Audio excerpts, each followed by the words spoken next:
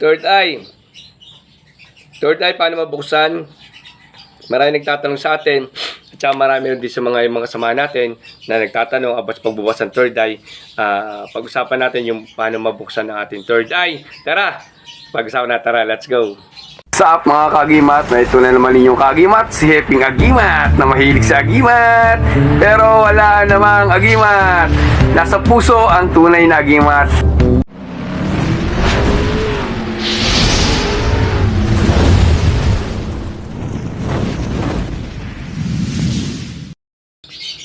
Yun, mapagpalang araw sa inyong lahat mga kagimat, no? Yun, pag-uusapan natin ngayon yung sasabi natin ikatlong mata o third eye, no? Ito po'y isang aral na babago sa inyo about sa third eye, no? Kung kami pagkakamali, comment down lang kayo para magkaroon tayo ng mga dagdag idea pa, no? Hindi mo po lahat ng aral, alam natin.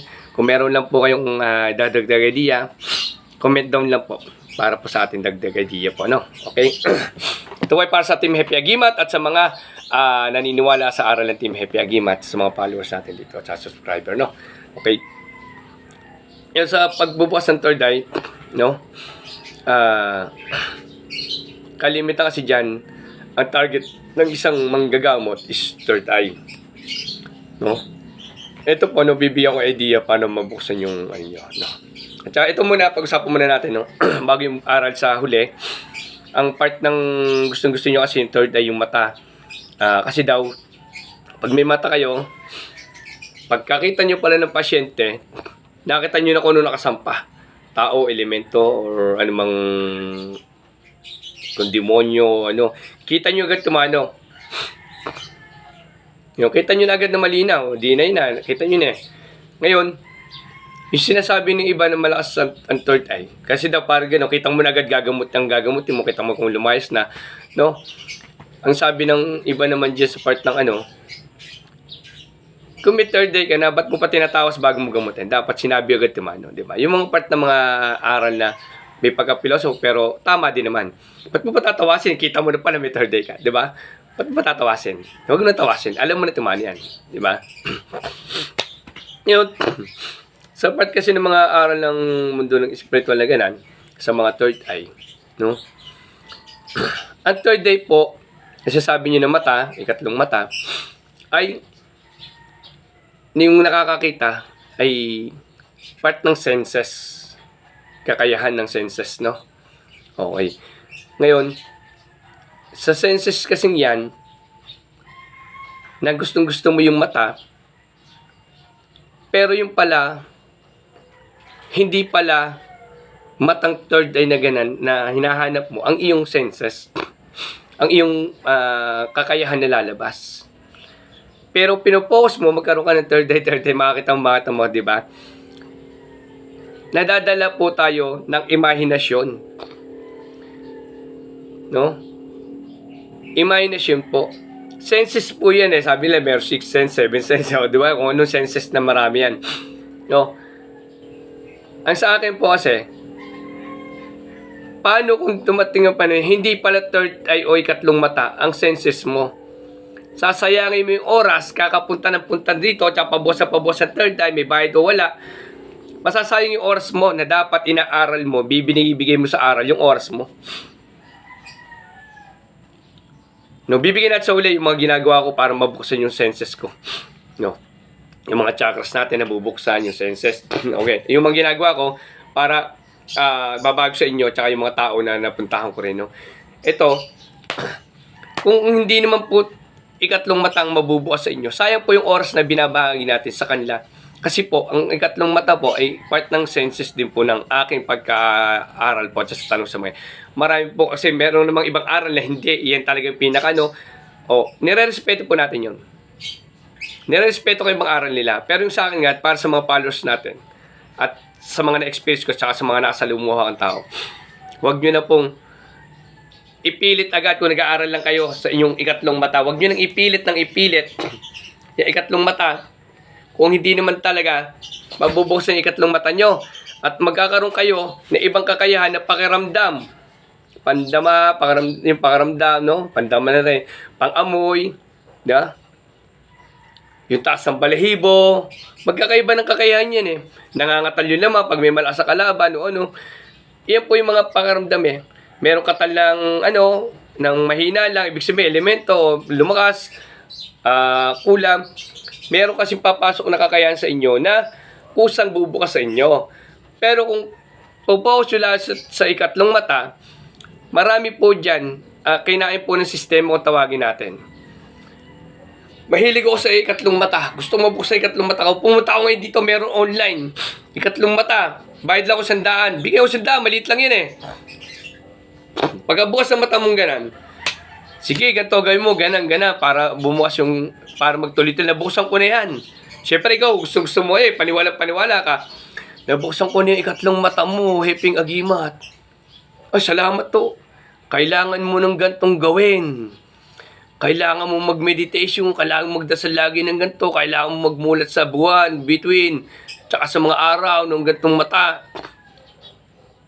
Iyon po ang nangyayari po. Ganun din pala eh. Di sundan nyo lang tuturo ko sa inyo. Mag-meditation kayo, magdasal kayo, aral, no? Pondo ko sa Ama namin sumasampaltabagan lumalahat eh. Doon kayo manalangin sa Ama, tapos humiling kayo sa Kanya, kahilingan, tapos kumidasal kayo panghiling, humiling kayo, tapos meditation. Maraming si meditation, may meditation ganito, nakaganto, noon meron mga nagaganyan, no? Marami kasing klase ng meditation. Depende sa inyo kung paano kayo makakuha ng enerhiya. Pag napuno kayo ng meditation kasi lalabas kasi yung chakras nyo kasi. Paglabas ng chakras nyo, palalabas po yung kakayahan nyo. Maglalabasan yung mga senses nyo. Lalakas ang pakiramdam nyo, yung pandinig nyo. Alam nyo, totoo lang, yung nagme-meditation ako, lakas ang pandinig ko. Malayo pa lang, alam ko na pag pinag-uusapan ako. Yun yung mga pakiramdam na senses. Pag may malakas sa kalaban, gumagalo na lamang ko, yung mga senses po yan. Wala po, hindi ikatlong mata ang hanapin nyo. Kung ano po ang kusang lalabasin nyo, yun po hanapin nyo. Pero kailangan nyo po, yung pong pagpopondo at saka pong mga meditation, ang gawin nyo. Yung ginagawa namin sa meditation sa Mr. Cave, Kinarts Bulalakaw po yun. Kung gusto nyo, kung grupo kayo, ito yung Facebook ni Narts Bulalakaw. Ito po, yan. Yan, i-PM nyo lang po siya kung kayo grupo. Gagayad po niya kayo sa Mystical Cave ni Tol Narts Bulalakaw. Napakabait na tao po niyan. Opo. Sa pag-convertate naman po dyan, hindi naman po dyan nagpapabayad. Donation lang po dyan. Kung marami kayo, mag-donate lang kayo. Pag sumasama nyo, ibigay nyo sa kanya. Yun. Ganun po yan.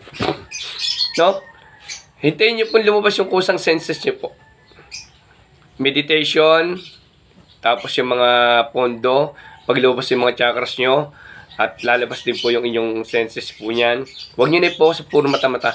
Sasayangin yung oras nyo na dapat yung oras nyo pupunta dito, mahilig may mata to, papa-aura ako ng gamit.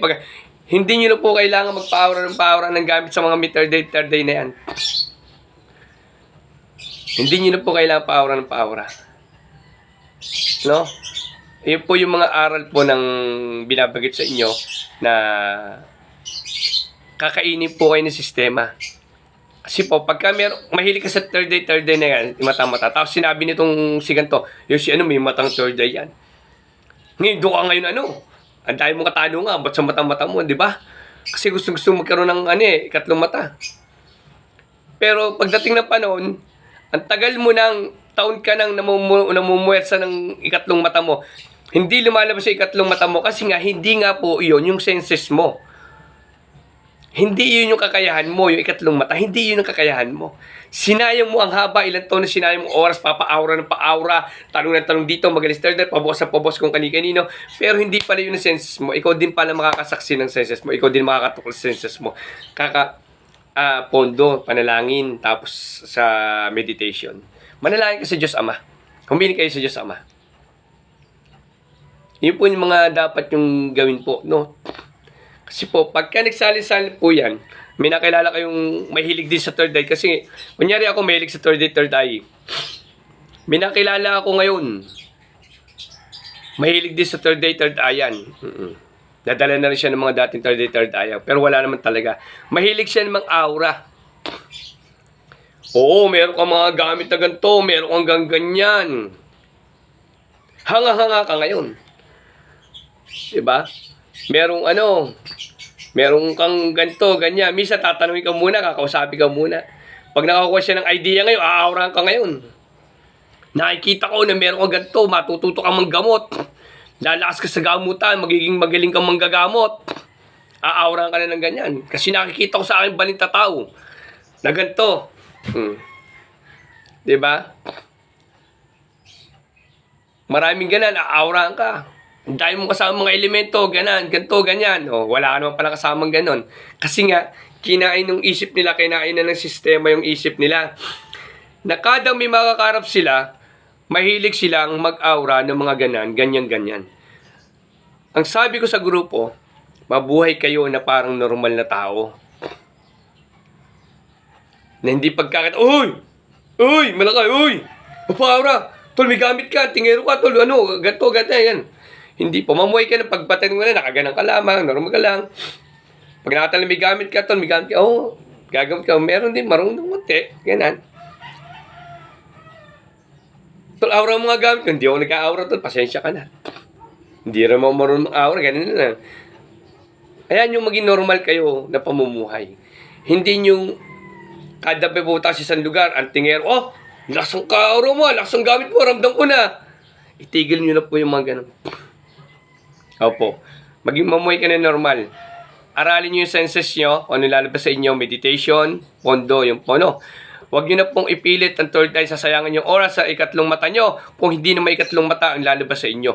Binibigyan ko lang po kayo ng idea, para po sa dagdag kaalaman nyo, na sayang po yung oras ay binibigyan nyo. Kunyari, pupunta pa sa malayong lugar. Sa ibang lugar, malayo pa, pupuntahan nyo, Cavite, pupunta pa Cavite, mula Laguna kayo, mula Batangas kayo, pupunta pa kayo ng Cavite, para lamang pagbukas ng third eye, gano'n, tapos wala rin mo pala mangyayari. Marami na po nakasama ng ganyan. Binabahagi ko lang po yung mga experience ko at saka yung mga konting kaalaman ko para mabahagi sa inyo upang makatulong sa inyo sa mga bago po, sa mga matatagal na po dito sa aral ng mundo spiritual. Kung kayo masasagasaan, ako yung humingi na paumanhin sa inyo, ayaw po sagasaan kayo. Ito po ay para sa mga Team Happy Agimat, sa mga followers na naniniwala sa Team Happy Agimat, sa mga dagdag na idea na aking experience at saka mga napagtanungan po sa mga matatanda po. Naway makatulong sa inyo to mga kagimat, no? Meron pa tayo gagawin pa ibang mga video, abangan nyo. Tara, let's go!